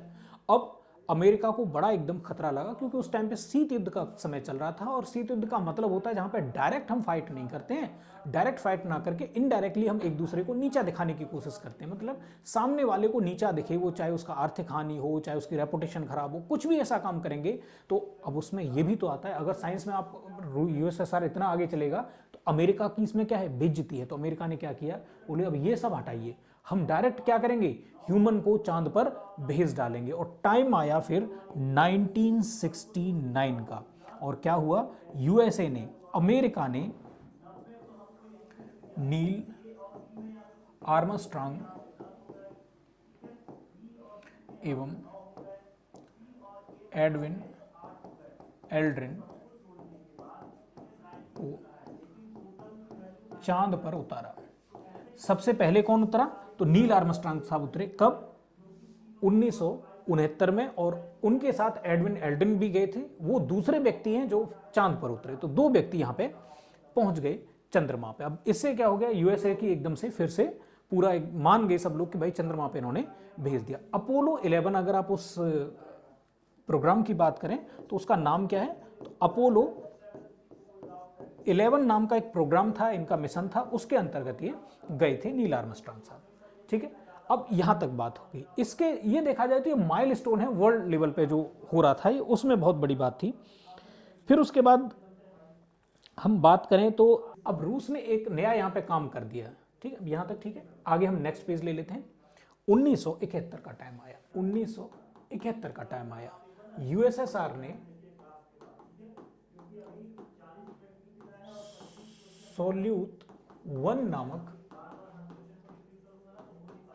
अंतरिक्ष स्टेशन बनाया। ये यहाँ पे रूस ने फिर एक और ताबड़तोड़ 2 साल बाद ही उसने स्पेस में एक ऐसा सैटेलाइट बना दिया कि जहाँ पे साइंटिस्ट जा सकते थे, रिसर्च कर सकते थे और फिर वहाँ से वापस लौट के आ सकते थे, और वो सैटेलाइट लगातार वहाँ पे मूवमेंट करता रहेगा। तो ये यूएसएसआर ने काम कर दिया। फिर माइलस्टोन, फिर बहुत सारे, फिर तो अमेरिका ने भी बनाया, सब देशों ने काम किया। फिर आया 1998 का टाइम, जहाँ पे 7 देशों ने मिलकर ISS बनाया, इंटरनेशनल स्पेस स्टेशन की स्थापना करी 1998 में, जो अभी भी वर्किंग कंडीशन में 2026 तक वो वर्क भी करेगा। ठीक है, तो इस तरह अभी हम अंतरिक्ष स्टेशनों की भी बात करेंगे कि किस किस देश ने इस फील्ड में क्या क्या काम किया, तो वो भी हमारे लिए थोड़ा जरूरी हो जाता है। तो अब यहां तक आ गई बात। अब फिर बाकी आप देखेंगे तो बाकी फिर करंट का पोर्शन आता है, जैसे जेम्स वेब टेलीस्कोप छोड़ा गया 2021 में, इस तरीके से बहुत सारे प्रोग्राम्स चलते रहते हैं, तो उनकी भी हम आगे चल के बात करेंगे। तो ये हो गया वर्ल्ड पे लेवल पे जो माइलस्टोन है, ये उसकी बात होगी। जैसे अगर हम एक बात करें कि भाई 2014 में रोसेटा करके छोड़ा गया था, 2014 में ESA मतलब यूरोपियन स्पेस एजेंसी द्वारा रोसेटा मिशन छोड़ा गया। रोसेटा के द्वारा क्या किया गया कि भाई हम क्या करेंगे, एक उल्का पिंड से या एक कॉमेट से क्या करेंगे, सैंपल लेकर के आएंगे, तो उसके लिए रोसेटा के द्वारा छोड़ दिया गया। 2016 में फाल्कन 9 सक्सेसफुल रहा, और 2021 की बात करें तो परसिवरेंस रोवर नासा द्वारा छोड़ा गया। 2021 में नासा द्वारा परसिवरेंस रोवर छोड़ा गया। मिशन है, रोवर की जगह पे मिशन वर्ड यूज करें तो और बेटर है। इस मिशन के साथ ही परसिवरेंस रोवर गया, मंगल पे रिसर्च करने के लिए हमने इनको छोड़ा है। इस तरीके से 2023 में आर्टिमिस छोड़ा गया, और इस तरीके से लगातार बहुत सारी डाटा है, तो करंट के साथ भी हम इसको अपडेट करके पढ़ेंगे। तो इस तरीके से यहाँ पे चल रहा है। अब देखते हैं कि भाई भारत या भारतीय अंतरिक्ष यात्रा, भारतीय अंतरिक्ष यात्रा कैसी रही भारत में। देखो वैसे तो देखा जाए तो स्वतंत्रता प्राप्ति के साथ ही यहाँ पे लगातार प्रयास होने लग गए थे इस फील्ड में, लेकिन फिर भी हम ज़्यादा इसमें सक्सेसफुल हुए नहीं। उसकी वजह ये रही कि हमने कभी इस पर बहुत ऐसा अलग टाइप से फोकस नहीं किया था। 1962 में इनकोस्पार की स्थापना। टाइमलाइन याद रखेंगे, इनकोस्पार मतलब क्या, आप इसरो का इसको पूर्ववर्ती संगठन मान लीजिए कि स्पेस में हमको रिसर्च करनी है, तो हमने क्या बना दिया, संगठन बना दिया कि भाई आप इंडिया के लिए क्या क्या स्पेस की पॉसिबिलिटी हो सकती है, उनको पता लगाइए और उसके आधार पर हम फिर आगे काम करेंगे। 1963 में, फिर इसके अगले ही साल 1963 में थुम्बा से, थुम्बा कहाँ पड़ता है, तो थुम्बा पड़ता है केरल में, थुम्बा से प्रथम साउंडिंग रॉकेट लॉन्च। ठीक है, अब आप कहेंगे कि फिर ये साउंडिंग रॉकेट क्या होता है। अभी हम बात कर रहे थे PSLV, GSLV, क्या इनके अलावा भी कोई रॉकेट होता है। साउंडिंग रॉकेट का मतलब होता है, साउंडिंग रॉकेट एक स्टेज वाला रॉकेट होता है। जैसे नॉर्मली आप दिवाली पे रॉकेट चलाते हैं, तो वो भी एक तरह का साउंडिंग रॉकेट ही है। आपने उसको जलाया, वो गया ऊपर तक, उसके बाद फिर वो वापस आ जाएगा। साउंडिंग रॉकेट में हमने क्या कर दिया, कोई कैमरा या कोई अपरेटस लगा दिया, वो वहाँ की जो रीडिंग है वो लेता हुआ जाएगा। हमने आग लगाई, रॉकेट ऊपर तक गया, मान लीजिए 200 किलोमीटर तक गया, वहाँ से फिर वापस आ गया। इस तरह के रॉकेट को हम क्या कहते हैं, साउंडिंग रॉकेट कहते हैं। तो इंडिया ने अपना सबसे पहला रॉकेट कब लॉन्च किया था, 1963 में। ये नॉर्मली साइंटिफिक पर्पस के लिए इनका यूज किया जाता है, ये लॉन्चिंग के लिए पर्पस नहीं होते। जाते हैं स्पेशल दूरी तक और फिर वहां से डाटा को लेते हुए वापस लौट आ जाते हैं। अब अगर हम बात करें साउंडिंग रॉकेट के बाद, तो फिर हुआ, फिर एक माइलस्टोन का टाइम आता है 1969। इनकोस्पार को इसरो बनाया गया। जब नील आर्मस्ट्रांग चंद्रमा पे पहुंच गए, तो फिर हमको लगा कि नहीं, हमको इसके लिए एक डेडिकेटेड संगठन चाहिए। इनकोस्पार का संगठन ऐसा है नहीं कि हम डेवलपमेंट उसे बहुत ज्यादा कर पाए, इसलिए फिर हमने क्या किया, इसरो का डेवलपमेंट किया। फिर हमने क्या किया, 1972 1972 हमने क्या किया, अंतरिक्ष विभाग बनाया। और इसरो को हम क्या कर लेके आए, अंतरिक्ष विभाग के अंतर्गत लेके आ गए, ताकि ये क्या हो सके, इसकी प्रॉपर मॉनिटरिंग हो सके और ये पूरी तरीके से एफिशिएंसी के साथ ये वर्क कर सके। 1975 में 3 साल बाद फिर क्या हुआ, 1975 में भारत का प्रथम उपग्रह, जिसका नाम क्या था, आर्यभट्ट लॉन्च, इसको लॉन्च कर दिया गया। इसको लॉन्च होने के बाद पहला उपग्रह ये रूस से लॉन्च किया गया है, ये इंडिया से लॉन्च नहीं हुआ है। क्यों? क्योंकि इंडिया के पास अभी कौन सी टेक्नोलॉजी है, साउंडिंग रॉकेट टेक्नोलॉजी, और साउंडिंग रॉकेट कभी भी लॉन्च नहीं करता है, आप इस चीज को समझ सकते हैं। फिर हम बात करें 1984 में राकेश शर्मा ने अंतरिक्ष की यात्रा की। ये भी हमने रूस की सहायता से करी है। सोल्यूट T11 करके उनका रॉकेट का नाम है, सोल्यूट रॉकेट द्वारा USSR। तो USSR के लोग जा रहे थे, उन्हीं साइंटिस्टों के साथ हमने राकेश शर्मा को भी भेजा। आपने वो जगह जगह NCERT में भी इस कोट को देखा होगा कि इंदिरा गांधी उस टाइम पे प्राइम मिनिस्टर थी, उन्होंने पूछा कि अंतरिक्ष से हमारा भारत कैसा लगता है, तो इन्होंने कहा था सारे जहां से अच्छा हिंदुस्तान हमारा। कविता किसी और ने लिखी है, लेकिन उन्होंने बोला अंतरिक्ष से यही कि पूरी दुनिया में सबसे अच्छा हमारा भारत ही दिख रहा है अंतरिक्ष से देखने पर। तो इस तरीके से बातें हैं। इसके अलावा अगर हम बात करें तो हमारा 1993 में PSLV का सफल प्रक्षेपण, पहला सफल प्रक्षेपण हो गया। फिर आगे से लगातार इसमें होता गया, और 2001 में GSLV का सफल प्रक्षेपण ये हमने कर दिया। फिर आगे अगर हम बात करें तो हमने देखा कि भाई 2008 में चंद्रयान फर्स्ट हमने भेज दिया। फिर 2008 में चंद्रयान 1 लॉन्च। फिर हमने क्या किया, फिर हमने 2013 में मंगलयान भेज दिया। बड़े बड़े जो अचीवमेंट है उनकी बात हम कर रहे हैं, तो हमने मंगलयान प्रक्षेपण वो हमने भेज दिया। ठीक है, अब इसके बाद फिर आता है टाइम 2017 का। आगे बढ़ते हैं। 2017 एक साथ 104 सैटेलाइट लॉन्च। फिर आता है टाइम 2019 का, चंद्रयान 3 लॉन्च। फिर आता है टाइमलाइन, अगर जैसे लगातार हम बढ़ते चले जाएं तो फिर टाइम आता है 2023 का। 2023 में हमने 2 मेजर अचीवमेंट हासिल किए। एक हमने क्या किया, आदित्य 1 लॉन्च। नाम से आपको पता चल रहा होगा आदित्य मतलब सूर्य के बारे में, तो सूर्य के अध्ययन के लिए हमने एक सैटेलाइट लॉन्च किया। भारत का पहला ऐसा सैटेलाइट है जो सूर्य के अध्ययन के लिए है। आदित्य 1 लॉन्च किया, और ये हमने किया सितंबर में, और जुलाई में हमने क्या किया था, जुलाई में हमने चंद्रयान 3 लॉन्च कर दिया। चंद्रयान 3 इसलिए खास है भाई, हमारा चंद्रयान 2 ज़्यादा सक्सेसफुल रहा नहीं, क्योंकि आधा ही सक्सेसफुल उसको मानते हैं, क्योंकि उसकी क्रैश लैंडिंग हो गई थी, टकरा गया था तो मॉड्यूल टूट गया था। लेकिन ये पूरी तरह से सॉफ्ट इसकी लैंडिंग हुई, आराम से उतरा। पूरा का पूरा जो इसका लैंडर रोवर सब सही सलामत है, उन्होंने प्रॉपर हमको डाटा भी भेजा है।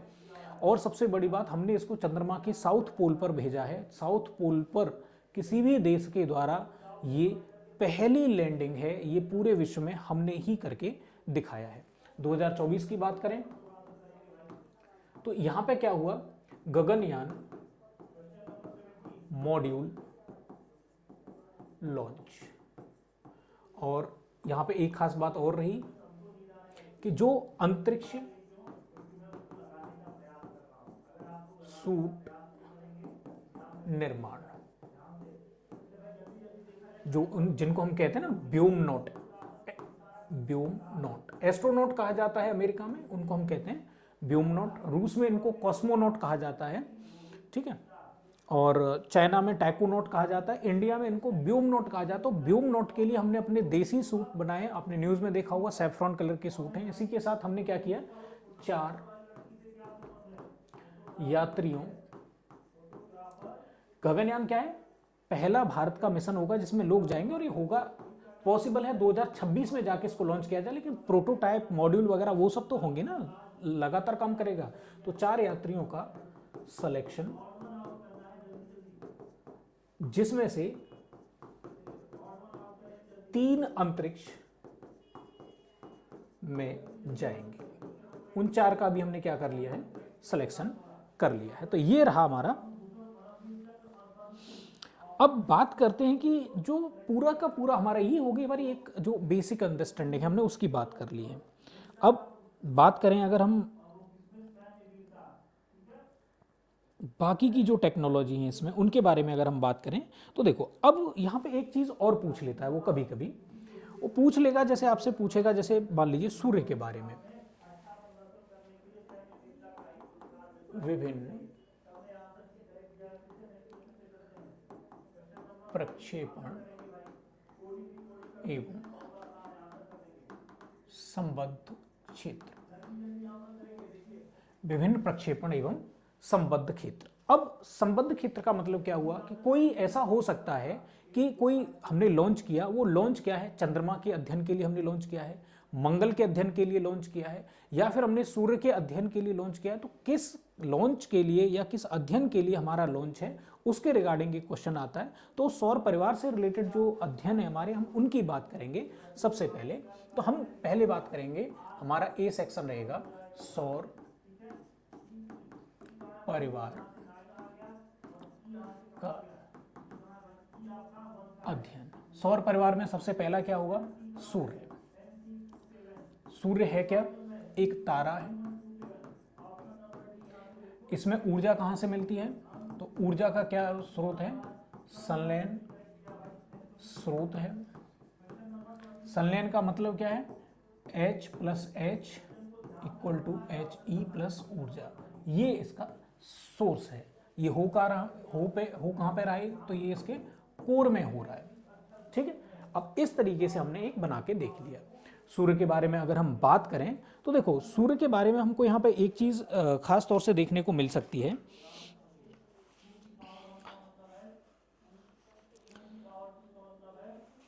एक मिनट हम देखेंगे कि भाई जो भी चीजें हैं, जैसे मान लीजिए सूर्य की हम बात करें तो सूर्य का जो कोर रहेगा एक तो सूर्य का, और दूसरा उसका रहेगा जो आउटर जो पोर्शन रहेगा। तो 3 पोर्शन है, भागों की बात करें तो टोटल 3 पार्ट हैं सूर्य के। एक भाग को हम कहते हैं कोर, सबसे अंदरूनी भाग।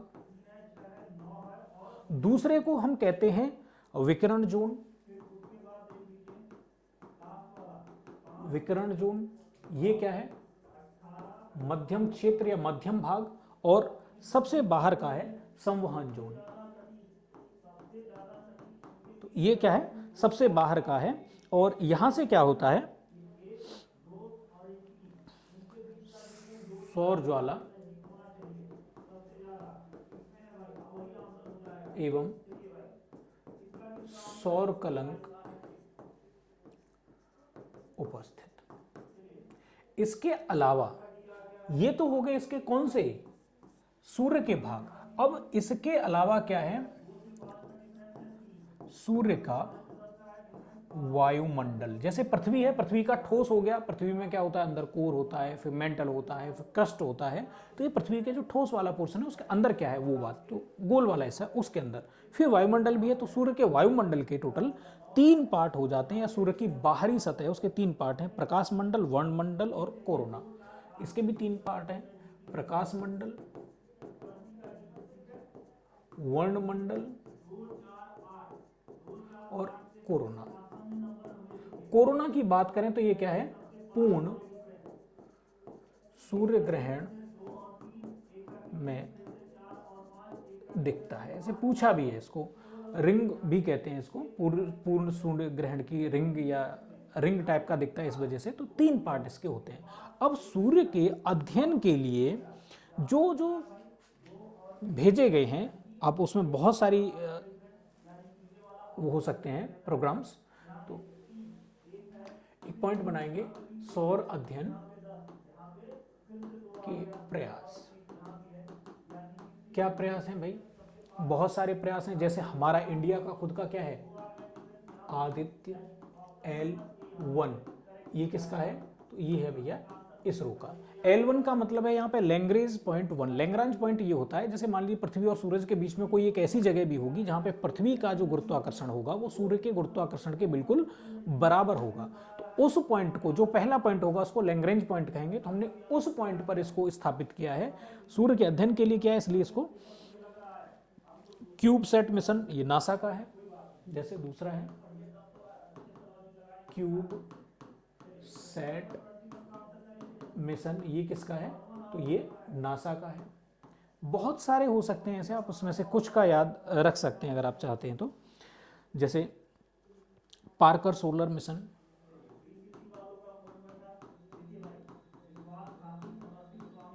ये भी किसका है? नासा का है। एक और ले लेते हैं, एक हम ले लेते हैं जैसे यहाँ पे पायनियर प्रोग्राम, पायनियर प्रोग्राम, ये भी किसका है? तो ये भी नासा का ही है। तो इस तरीके से हम इसको देख सकते हैं। ठीक, एक मिनट। ठीक, अब अगर हम बात करें तो जैसे फिर हमने बुध के लिए छोड़ रखे हैं, हमने चंद्रमा के लिए छोड़ रखे हैं, तो दूसरा हम यहाँ पे ले सकते हैं चंद्र अध्ययन के प्रयास। चंद्रमा के अध्ययन के जो प्रयास हैं, अगर हम उनकी बात करें तो चंद्रमा के अध्ययन के लिए भी हमने डिफरेंट टाइप के प्रयास देखे। चंद्रमा है क्या? तो चंद्रमा एक उपग्रह है और चंद्रमा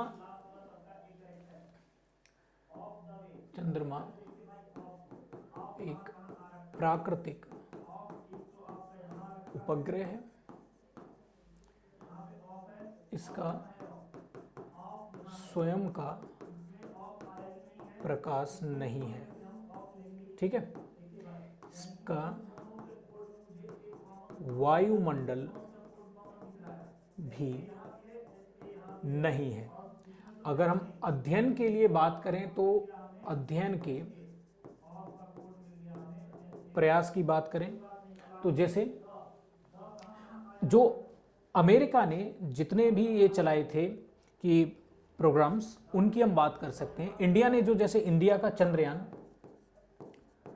1, 2, 3 मिशन, हम चंद्रयान 4 के लिए भी अब तैयारी हमने शुरू कर दी है। या फिर अगर हम बात करें तो लूनार के लिए जो प्रयास करेंगे, चांग मिशन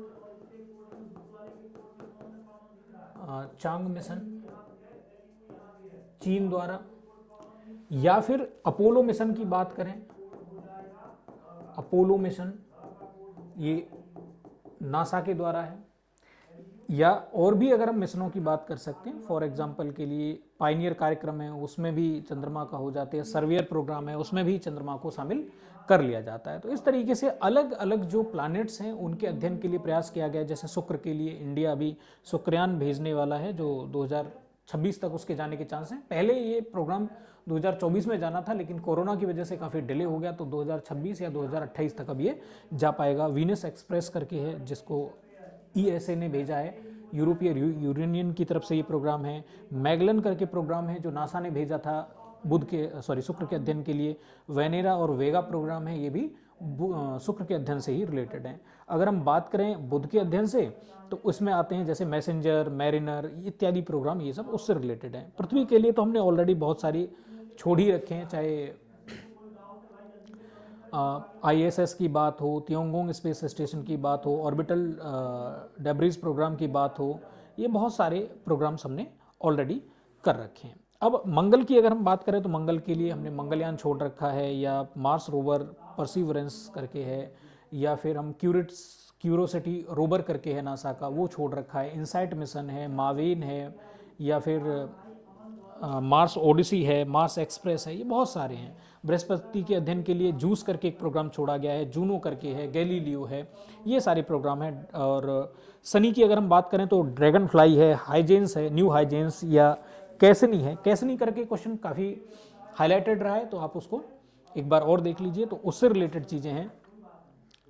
और अगर हम बात करें जो यूरेनस की बात करें तो उसके लिए भी हमारे पास क्या है, प्रोग्राम है, जैसे कि वॉयजर 2, ये नेपच्यून और यूरेनस, इनके लिए स्पेशल कुछ नहीं छोड़ा गया। तो पूरा जो एक्स्ट्रा हमारा जो सौरमंडल से बाहर की चीज़ों को अध्ययन करने के लिए जो प्रोग्राम्स थे, उन्हीं के अंतर्गत हमने इनको किया है। कुछ क्षुद्र ग्रह भी होते हैं। क्षुद्र ग्रह ऐसे हैं जो पूरी तरह से ग्रहों के नियमों का पालन नहीं करते, अर्थात जिनकी कोई विशिष्ट या ऐसी कक्षा नहीं होती जो किसी दूसरे ग्रह की कक्षा को ना काटती हो, और दूसरा इनका जो गुरुत्वाकर्षण होता है वो भी काफ़ी कम रहता है, तो इनके आसपास बहुत छोटे छोटे पिंड भी घूमते रहते हैं, इनको हम क्षुद्र ग्रह कहते हैं। तो इसके लिए साइकी मिशन 2023 में नासा ने लॉन्च किया, लूसी मिशन 2021 में नासा ने लॉन्च किया, डार्ट मिशन 2021 में नासा ने लॉन्च किया। नासा ने ही ओरिसिस आयरिक्स करके भी ओरिसिस रेक्स करके भी नासा ने लॉन्च किया था। इसके अलावा जापान की जो एजेंसी है जाक्सा, उसने एक हायाबुसा मिशन लॉन्च किया। नासा ने 2007 में डॉन करके एक मिशन भी लॉन्च किया था क्षुद्र ग्रह के अध्ययन के लिए। ठीक है, हालांकि अब अगर देखेंगे, अब अगर इस सेक्शन में आकर के अगर बात करें तो आपको जो एक साल का करंट अफेयर है आपको उस पर फोकस करना चाहिए, क्योंकि यहाँ पे डाइवर्सिफिकेशन फिर बहुत बहुत ज़्यादा होता है। इतना सारा डाटा आप एकदम से रट नहीं सकते, चीज़ों को याद नहीं रख सकते हैं। तो हमको जो टेक्निकल पोर्शन है उस पर हमने फोकस किया है, और जो करंट अफेयर वाली चीज़ें हैं उनको हम क्या कर रहे हैं आपको बोल के बता रहे हैं। आप क्या करेंगे, करंट अफेयर वाली न्यूज़ में ही आपको मिलते चले जाएंगे। एक साल का जो करंट अफेयर है वहाँ से भी आपको मिल जाएगा, और जो क्वेश्चन पूछने की टेंडेंसी है वो भी एक साल के ही करंट अफेयर को लेकर के है। अगर हम बात करें कि जो बाह्य अंतरिक्ष या जो सौर मंडल से बाहर का अंतरिक्ष है, एक्सोस स्पेस, उसको पढ़ना अध्ययन करने के लिए क्या क्या लॉन्च किया गया है, तो नासा ने 2006 में न्यू हॉरिजन करके एक प्रोग्राम लॉन्च किया था। इसी तरीके से Voyager first, Voyager 2, Pioneer 1, Pioneer 2, Pioneer 11 तक लॉन्च कर चुका है। ये नासा के ही प्रोग्राम है जो यहाँ से बाहर अध्ययन करने के लिए छोड़े गए हैं। अब अगर हम बात करें, देखिए यहाँ पे कि जो पूरी की पूरी चीज़ें हैं, जैसे सपोज दैट कुछ वेधशालाएं भी हैं, उनके बारे में बात कर लेते हैं। वेधशालाएं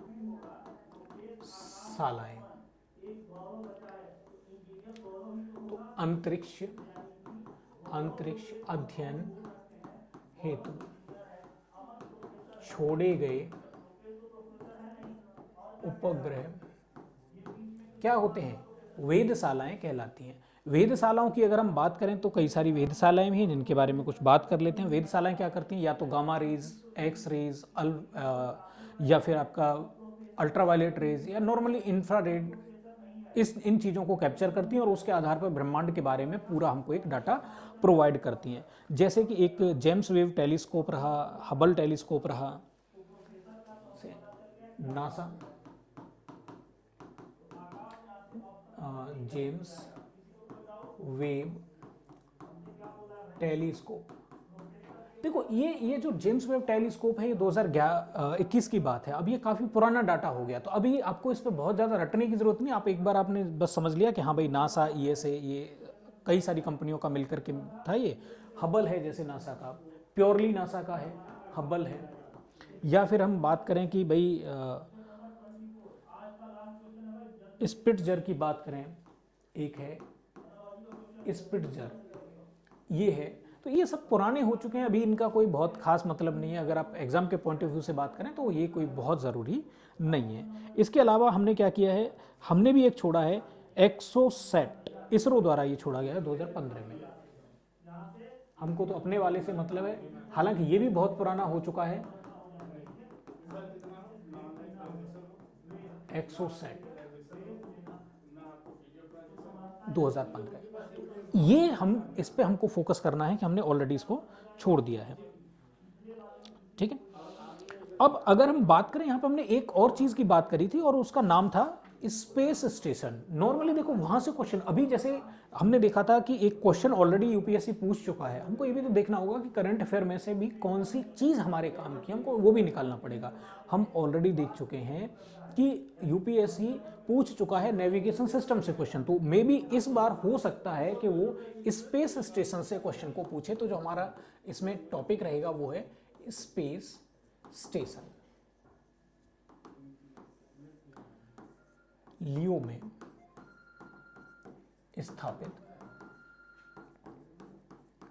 सैटेलाइट जो अध्ययन, मानव stoppage,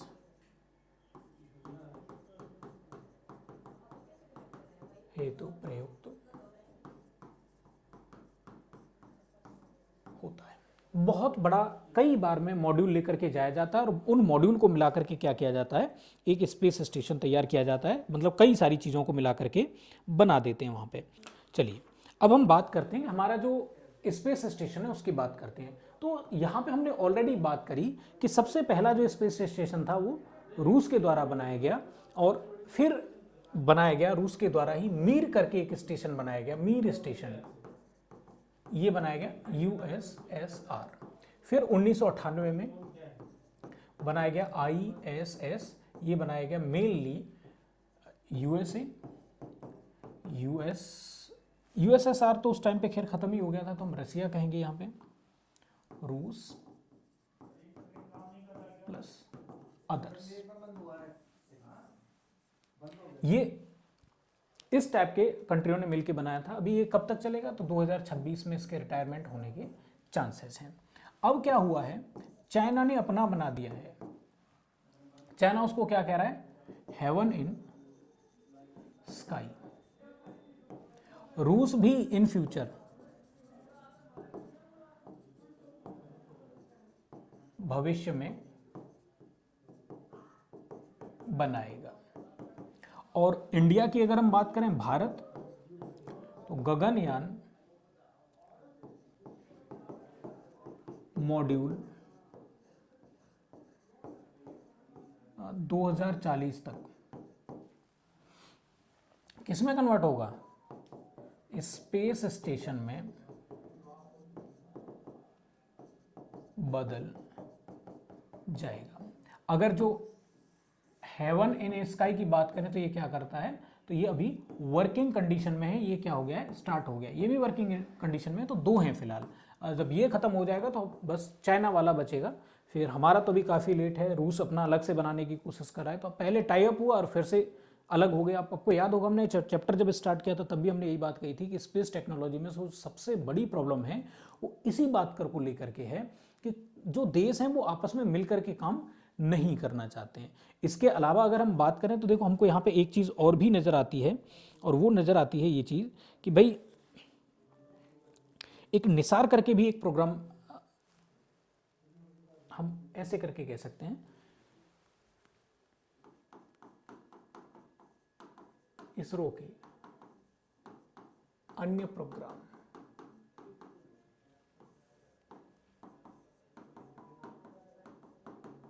Nisar, NASA, ISRO, synthetic aperture radar. किसके लिए, तो किस किस का है, तो नासा और इसरो का है। किसके लिए है, तो पृथ्वी की,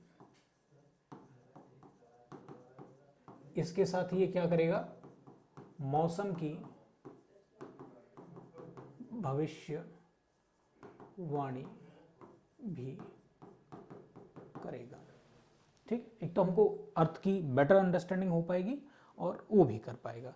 इसमें बाकी जो टेक्निकल सपोर्ट है वो नासा करेगा, और बाकी इसको जो लॉन्च वगैरह करने की जो प्रक्रिया है वो सब इसरो इसमें संभालेगा, और दोनों का ही जॉइंट वेंचर है ये। तो नासा इसरो का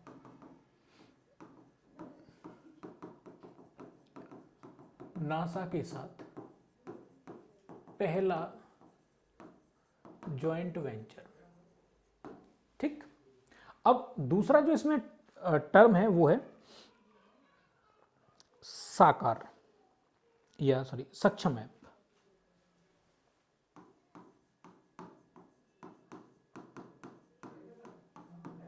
ये किसका है? तो ये इसरो का है। और इसके थ्रू कर क्या रहा है इसरो? तो इसरो की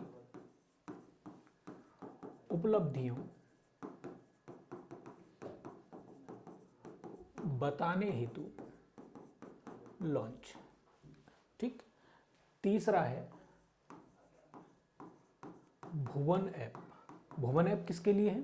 तो भुवन ऐप है इसके लिए कि भारत की 3D एवं 2D इमेज या वीडियो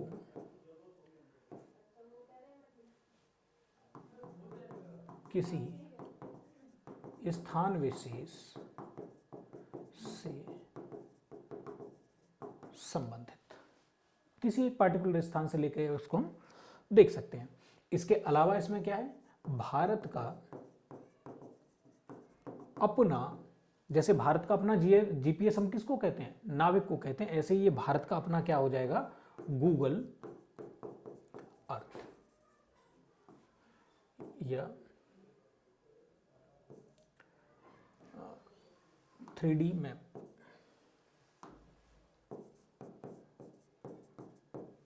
ठीक। गूगल अर्थ में भी हम यही करते हैं कि किसी पार्टिकुलर लोकेशन पे जाके, जैसे हम किसी मान लीजिए मंदिर को देखने के लिए गए या कोई हम ताजमहल को देखने के लिए गए। अब ताजमहल देखने के लिए गए, वहाँ का जो 3D स्ट्रक्चर है वो आपको वीडियो फॉर्मेट में दिखा देगा कि बैकग्राउंड से कैसा है। आप एक ही जगह पे खड़े खड़े उसको देख सकते हैं। इवन VR टेक्नोलॉजी का यूज़ करके आपको कहीं जाने की ज़रूरत नहीं है।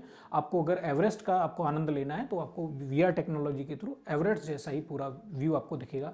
आप साइड में देख रहे हैं तो नीचे यहाँ पे गड्ढा दिख रहा है, वहाँ ऊपर बर्फीले पहाड़ दिख रहे हैं, वो जैसा आप फील कर पाएंगे वैसा आपको वहाँ पे फील हो जाएगा। जैसे आप जाकर के फील करेंगे लगभग वैसा ही आपको व्यू यहाँ से भी दिख जाएगा। आप अगर मान लीजिए आप तिरुपति बालाजी जा रहे हैं तो वहाँ पे पहाड़ों पे कैसा फील आएगा वो चीज़ आप देख सकते हैं VR हेडसेट के थ्रू। तो इस तरह का एक भुवन ऐप भी इसरो के द्वारा बनाया गया है। तो इस चैप्टर में हम देखेंगे कि हमने देखो यहाँ पे जो बाकी की जो चीज़ें हैं करंट अफेयर से रिलेटेड वाली चीज़ें हैं उनको हमने बोल के बताया कि करंट अफेयर वाली जो ज़्यादा पुरानी चीज़ें हैं उनका कोई रिलेवेंस नहीं है एग्जाम के पॉइंट ऑफ व्यू से। आप अगर पीटी के लिए खासतौर से भी, क्योंकि अब जनवरी लगभग निकलने ही वाला है, इस टाइम पे आप पीटी में जुट गए होंगे मैं समझता हूँ। तो यहाँ पे बहुत ज़्यादा पुरानी जो मान लीजिए कि 50 साल पुरानी चीज़ें आप रटने में लगे हुए हैं कि किस एक लॉन्च व्हीकल के थ्रू हमने कौन सा सैटेलाइट लॉन्च किया था, वो नहीं। माइलस्टोन आपको बस पता रहना चाहिए। तो पीटी के पॉइंट ऑफ व्यू से वही ज़रूरी है।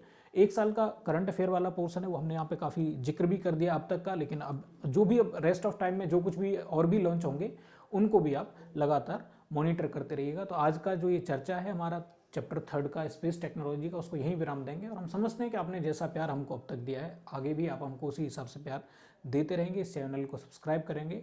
बहुत बहुत धन्यवाद।